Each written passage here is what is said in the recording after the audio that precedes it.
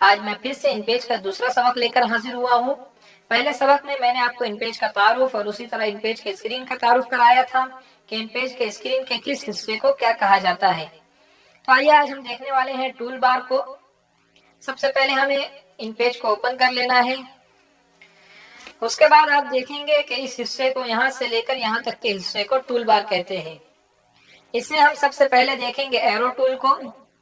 Arrow tool के कुल 3 काम होते हैं। सबसे पहला काम है किसी बॉक्स या ऑब्जेक्ट को सिलेक्ट करना, उसके बाद दूसरा काम है उसको छोटा बड़ा करना और तीसरा काम है उसे एक जगह से दूसरी जगह ले जाना।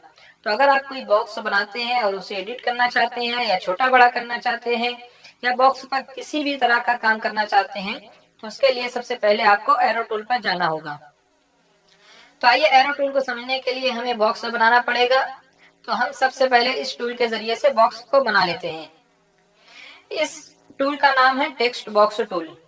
इस पर आप क्लिक करिए और जहां पर बॉक्स बनाना चाहते हैं उस हिस्से पर माउस के लेफ्ट बटन को दबाए दबाए आप पहले टेक्स्ट बॉक्स बना लें।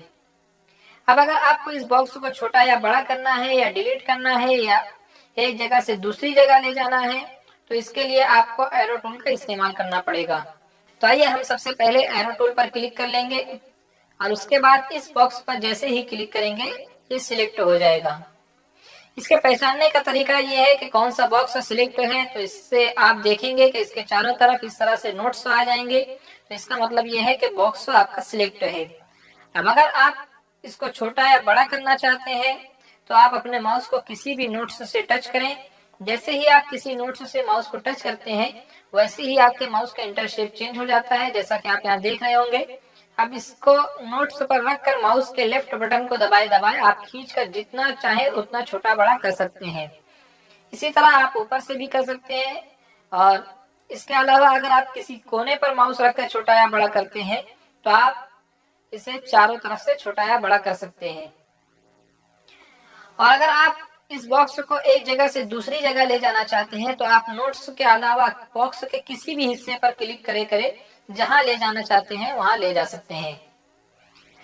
तो अभी फिलहाल हमने एरो टूल के इस्तेमाल को देखा कि हम इसे किस तरह से इस्तेमाल कर सकते हैं। उसके बाद दूसरा टूल है आपका ये वाला, इसे हैंड टूल कहते हैं।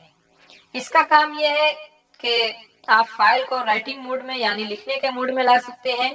अगर आपकी फाइल में कर्सर नहीं आ रहा है तो आप कुछ भी नहीं लिख सकते हैं। जैसा कि आप देख रहे हैं कि मैं यहाँ पर कीबोर्ड की बटन दबा रहा हूँ लेकिन मैं यहाँ कुछ भी नहीं लिख पा रहा हूँ। अगर आपके साथ भी ऐसा ही होता है तो आप फौरन समझ जाएं कि हमें हैंड टूल को सिलेक्ट करना है और जहां आपको लिखना है वहां पर क्लिक कर दें।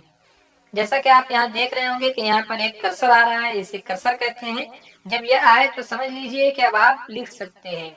अगर आप टेक्स्ट बॉक्स में लिखना चाहते हैं तो वहां क्लिक करिए और वहां लिखिए। और इसका दूसरा काम होता है पिक्चर को सिलेक्ट करने का, जिसे हम बाद में देखेंगे।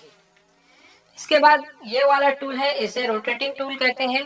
इसके लिए आप पहले किसी भी बॉक्स को सिलेक्ट कर लें, उसके बाद इस टूल के जरिए से आप बॉक्स को रोटेट कर सकते हैं। लेकिन इसका इस्तेमाल ज्यादा नहीं होता। हम लोग किसी बॉक्स को बनाते हैं, किसी बॉक्स को रोटेट करना चाहते हैं तो हम लोग सिंपली यहाँ पर नंबर डाल देते हैं। जैसा कि मैंने यहाँ पर 0 लिख दिया है तो यह अपने असली शेप में वापस आ गया है। उसके बाद मैंने यहाँ पर 45 लिख दिया है। या जितना भी आप लिखना चाहें, आप रोटेट करना चाहें उतना कर सकते हैं।